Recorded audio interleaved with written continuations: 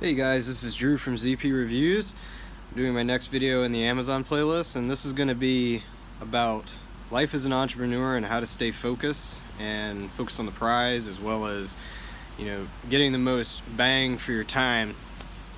And I think a lot of people, if you were in my boat when you first started, if you came from industry, you lived in a way that the work you did was fulfilling just a certain function, and you always had checks and balances or someone who told you if you were wrong or right, as well as fallbacks. Say you didn't do a good job, well, something will remediate that. As an entrepreneur, you don't have such luxuries, and I guess I want to make this video about that.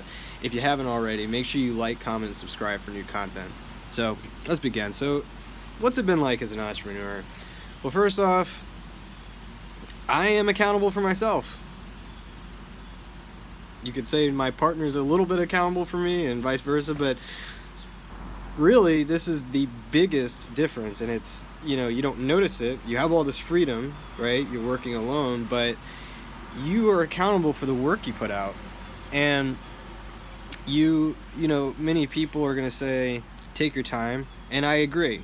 You want to learn as you go.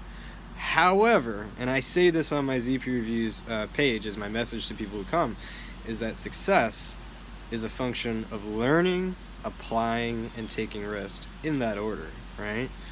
So if you learn something, you must apply it.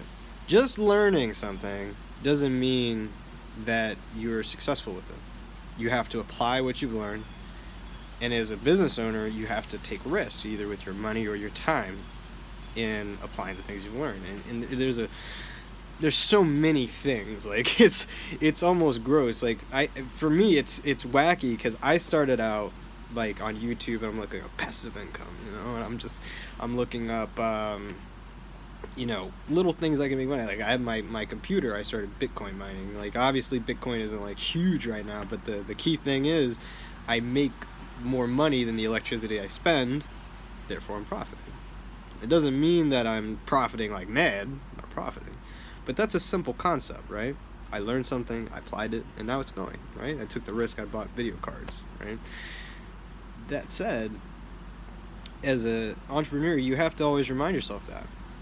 So when you're setting up your passive income sources, maybe that's Amazon, maybe you're even affiliate marketing. I'm actually going to do a playlist on that, because we've dabbled in quite a bit now. But how do you focus your time? Now, first thing, this is what I would say. No matter what you're doing, reminders. It's such a simple thing, but use your reminder apps. Use your things to tell you when to do things. Because what's different than working on your own versus working at a business is that there are no schedules. You are the schedule maker. Or at some point, maybe you'll be successful. You hire someone to do your schedule for you. I'm waiting, I'd love that day. But if I didn't have a just regular set things that I, give myself to do, I'm pacing. There'll be a moment where I work for 4 hours. There'll be a moment I don't work at all. I mean, it's a nice thing, I won't lie. But before you get carried away, you have to create some sort of discipline for yourself. So, starting out, reminders, right? And also, and I think my partner will resonate with this, is that what is the value of your time, right? What is the value of your time? Have you ever asked yourself that? Is it how much you were paid per hour? Is it because of how much you think you're worth, right? The reality is, as an entrepreneur, and you'll find out quickly, because there's so many things going on, it's better to know a little bit about something and then be able to make a judgment on whether you should invest in it. I think the wrong thing that's peddled by so many people on YouTube is that you laser focus on any particular business, and the problem with doing that is you're working in your business, same worker mindset. And once you start doing that, you'll develop this problem that many people, you should be well aware of, is that only I can do it best. And that is wrong. You know what I say? I can get a C in almost anything. Well, almost. But we want A's, right? Now, I could spend time, lots of my time, to go from my C to a B to an A, and each little function in my business. Or, and you may have heard this, I can create the C and then pay someone else to give me an A. Now, that's my strategy. Other people will say, yeah, I don't trust it, or I don't have the money for it. Well, if you start thinking about scaling and some of these concepts, if you don't lay the groundwork for that key concept, you're not going to scale. And if you do scale, it's going to have a ceiling, because ultimately it's going to be built on what you do best. Some people, they can do a lot with that. In my case, what I want to do, right, is I want to come back to engineering as an owner. I'd love to, if I can get some land, even if it's timber, right? I can start cutting down trees and getting all sorts of byproducts, and all I have to do is get the little things in place. Now, am I cutting the trees? No. Am I would I be the man working the machine trying to process, wood pulp and stuff like that? No. These are all positions, tasks that you have to fulfill. So you might be wondering, well, Drew, I'm not here for trees, I'm here for Amazon. Well, the same concept applies. What do you do in your PPC regimen?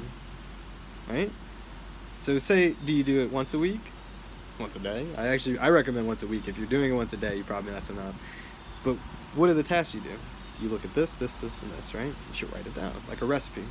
I do this, and this. I do this in case of this. It's like a rule, right? You write all these things down. Before you know it, all of a sudden, here are all the tasks that you need to do your PPC. You know what I say? Ask yourself, what could I do at that time if I paid for it? Got someone else to do it. What could I be doing? Because where do you make your money? Is it working in your business or working on your business? Because when you're working on your business, you're focused on creating offers and customer content, and you just cut more ways to get paid.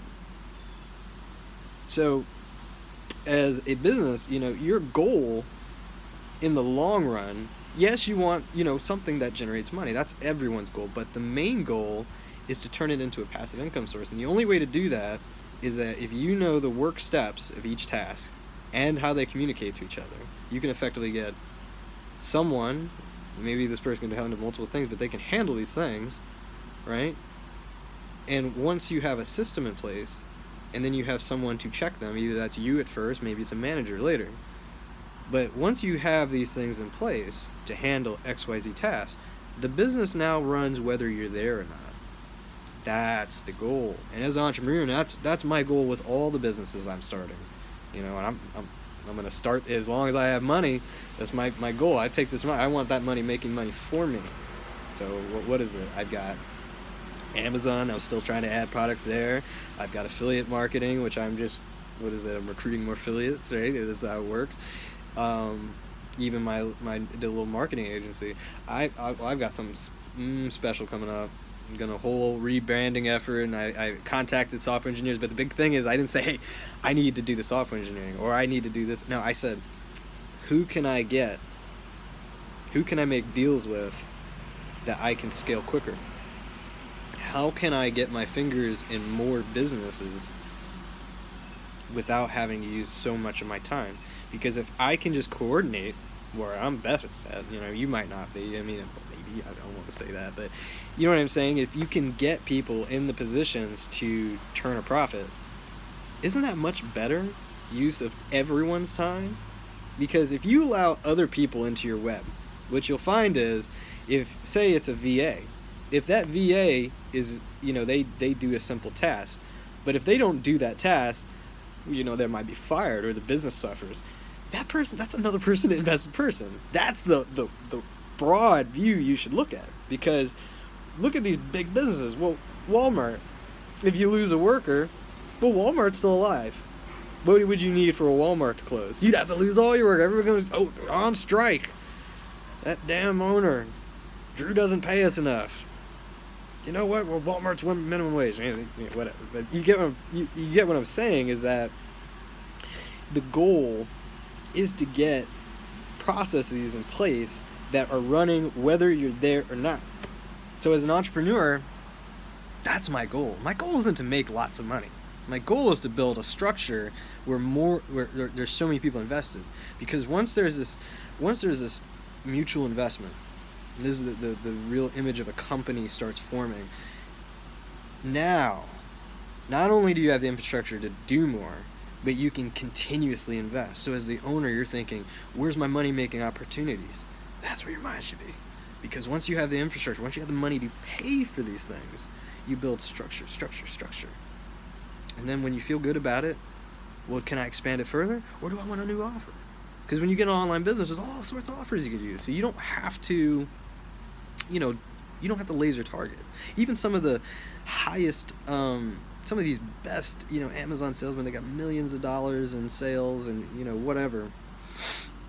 Some of them are missing a point because they're putting themselves in a small box, when in reality, they might be able to do more, they just haven't thought of it. And that's why so many people pay for classes and they pay for courses, because they're just looking for something else to sell. They'll pay the money, well, I'll learn how to sell it, and then I can do it. But you can get into a predictable cycle.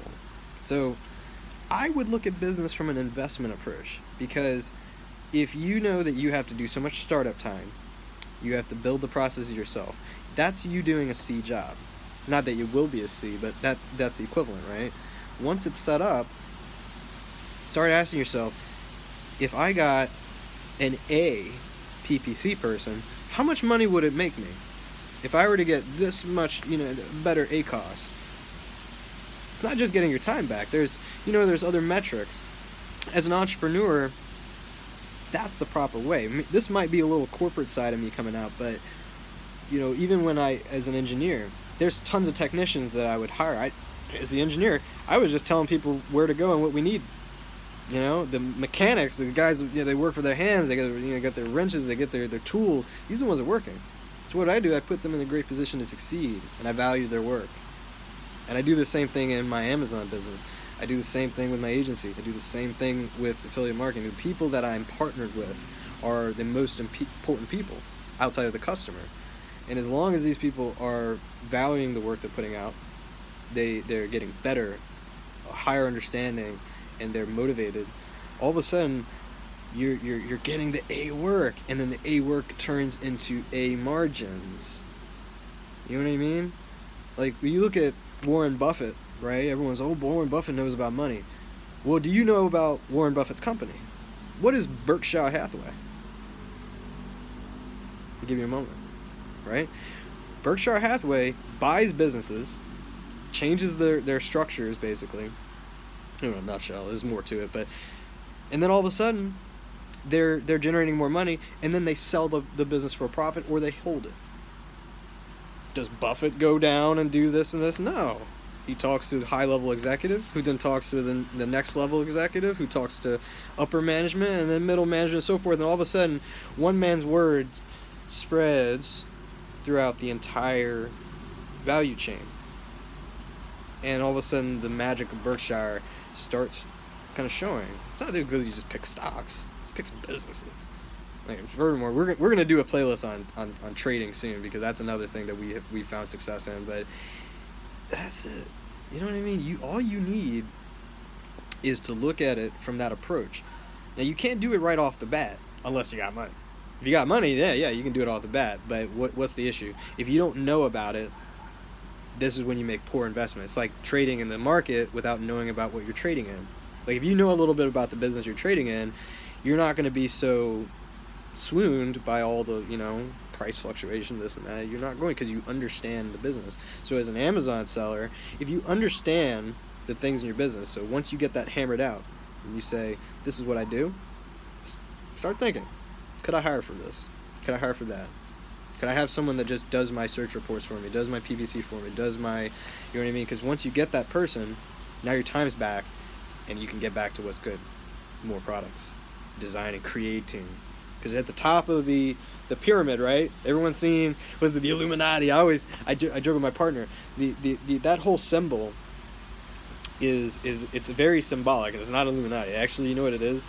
It's I forget what it says. It's Novus. There's Annuit Coeptus Novus Sequorum, and I think it loosely translates to, our endeavor is favored by God, a new order for the ages. And you know what that order is that the Creator, those who are willing to take risk, those who are willing to see things that people don't see and create new things, are at the top.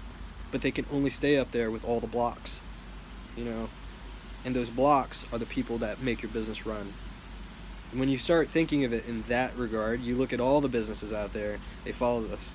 Because the forefathers in America, they're well aware about what was happening in ancient times in Egypt and this and that. They knew that, when people are given the ability, this is why capitalism is beautiful, the ability to create. If you say, hey, I have something to give to society, well, as long as I can create it, and I can get other people to help me sell it, help me build it, help me service it, you can start creating your own little pyramid.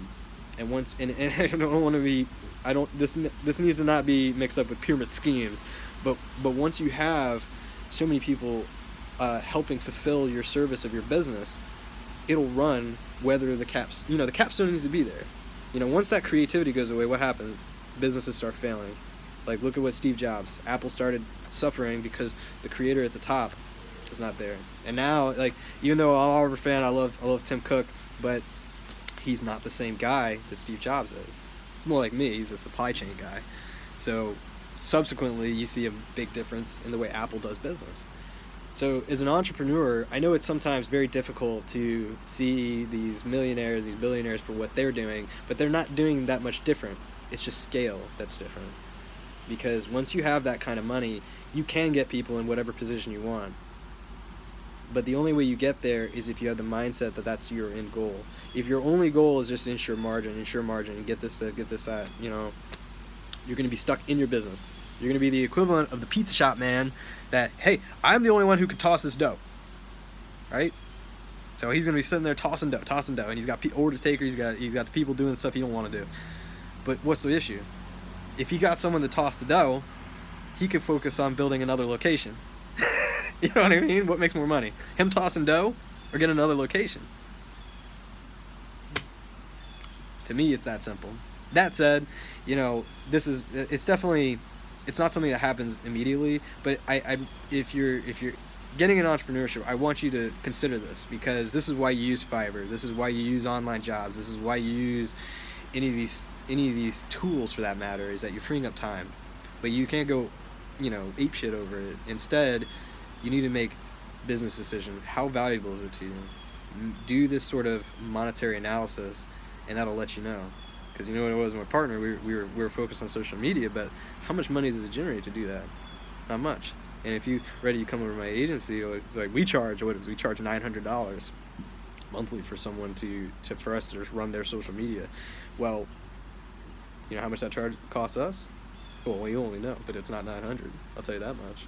But the point is, that's why you do business. If you're giving up time. So if you're paying for helium-10, you're saying, I don't want to do all that hard keyword research. Not at all.